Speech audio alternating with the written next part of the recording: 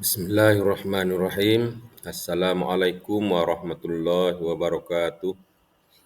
Alhamdulillahirabbil alamin. Wassalatu wassalamu ala asyrofil anbiya'i wal mursalin wa ala alihi washabbihi rasulillahi ajmain. Amma ba'du.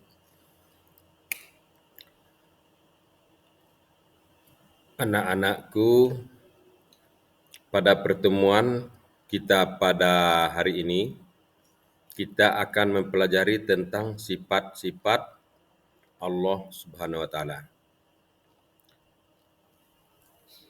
Sebelum kita memulai acara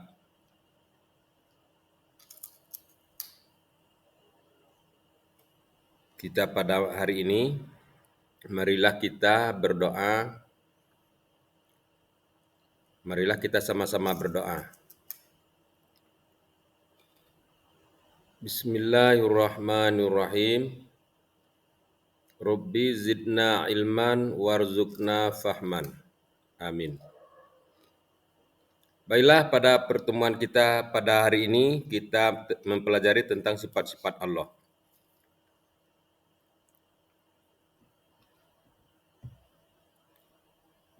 Adapun tujuan pembelajaran kita pada kali ini yaitu memahami berbagai sifat-sifat Allah Subhanahu wa taala serta penerapannya dalam kehidupan sehari-hari.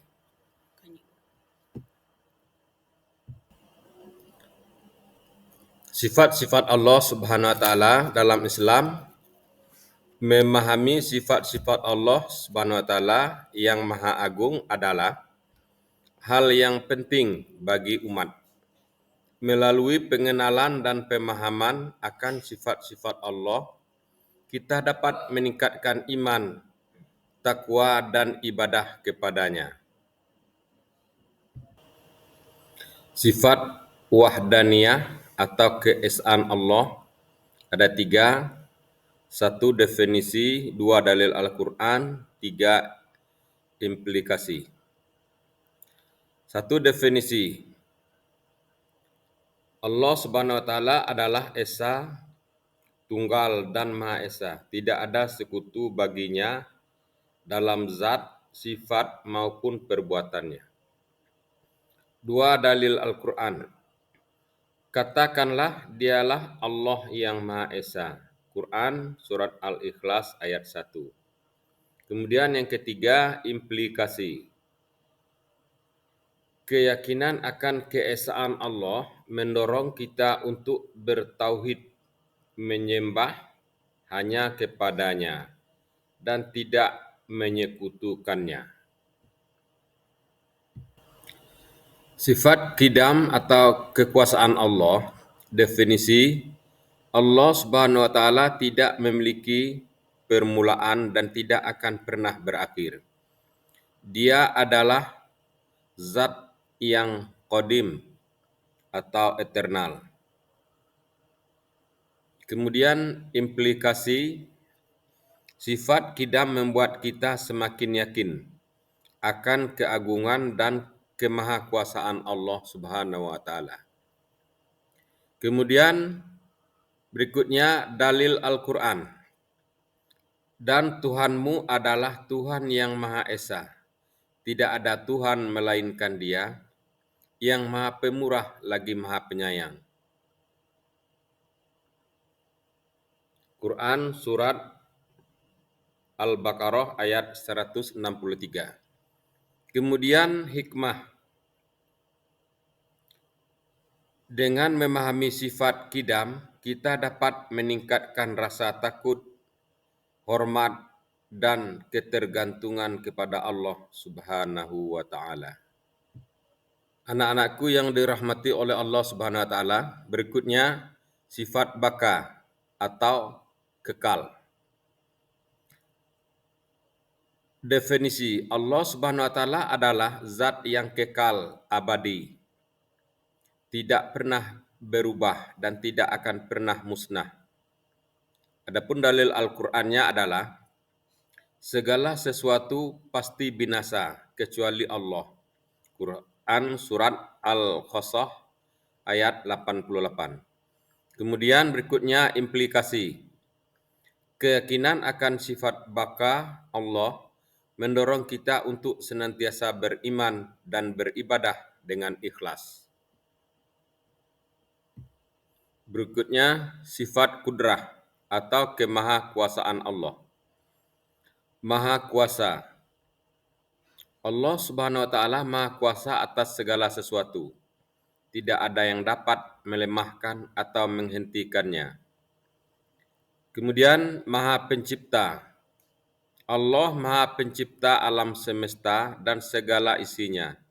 Tidak ada yang dapat menandingi kekuasaannya. Kemudian Maha Pengatur. Allah Subhanahu wa taala Maha Pengatur segala hal di alam ini. Tidak ada yang dapat menghentikan atau mempengaruhi kehendaknya. Berikutnya, sifat iradah atau kemaha kehendakan Allah. Terdiri atas 3. Yang pertama definisi, dalil Al-Quran, dan implikasi. Yang pertama definisi. Allah Subhanahu wa taala Maha menghendaki segala sesuatu yang terjadi di alam semesta. Tidak ada yang dapat terjadi tanpa izin dan kehendaknya. Adapun dalil Al-Quran, dan kamu tidak dapat menghendaki ataupun menempuh jalan itu, kecuali apabila dikehendaki Allah, Tuhan semesta alam. Quran Surat At-Takwir ayat 29. Kemudian yang ketiga, implikasi. Implikasi adalah pemahaman akan sifat iradah mendorong kita untuk berserah diri menerima takdir yang ditetapkan oleh Allah Subhanahu wa taala. Anak-anakku yang dirahmati oleh Allah Subhanahu wa taala. Berikutnya sifat ilmu atau kemahatauan Allah. Definisi, Allah Subhanahu wa taala Maha mengetahui segala sesuatu. Tidak ada satupun yang tersembunyi atau luput dari pengetahuannya. Adapun dalil Al-Quran, dan dialah Allah, tidak ada Tuhan selain Dia. Dia Maha mengetahui yang gaib dan yang nyata. Quran Surat Al-Hasyr ayat 22. Kemudian hikmah. Dengan memahami sifat-sifat Allah, kita akan senantiasa waspada dan takut melakukan perbuatan buruk yang diketahui olehnya. Anak-anakku yang dirahmati oleh Allah Subhanahu wa taala, berikutnya sifat hayat atau kehidupan Allah. Sifat hayat atau kehidupan Allah terdiri atas 3. Yang pertama definisi, kemudian dalil Al-Quran, dan implikasi. Baiklah, di sini adapun definisi dari sifat hayat. Allah Subhanahu wa taala Maha hidup, tidak pernah mati dan tidak pernah tidur. Kehidupannya tidak memiliki awal maupun akhir. Adapun dalil Al-Quran yang menyatakan, yaitu Allah tidak ada Tuhan yang berhak disembah, melainkan Dia yang hidup kekal lagi terus-menerus mengurus makhluknya. Quran Surat Al-Baqarah ayat 255. Kemudian implikasinya, dengan memahami sifat hayat Allah, kita akan senantiasa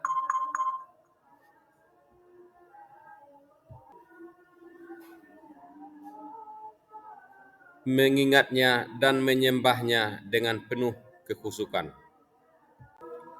Berikutnya, penerapan sifat-sifat Allah dalam kehidupan.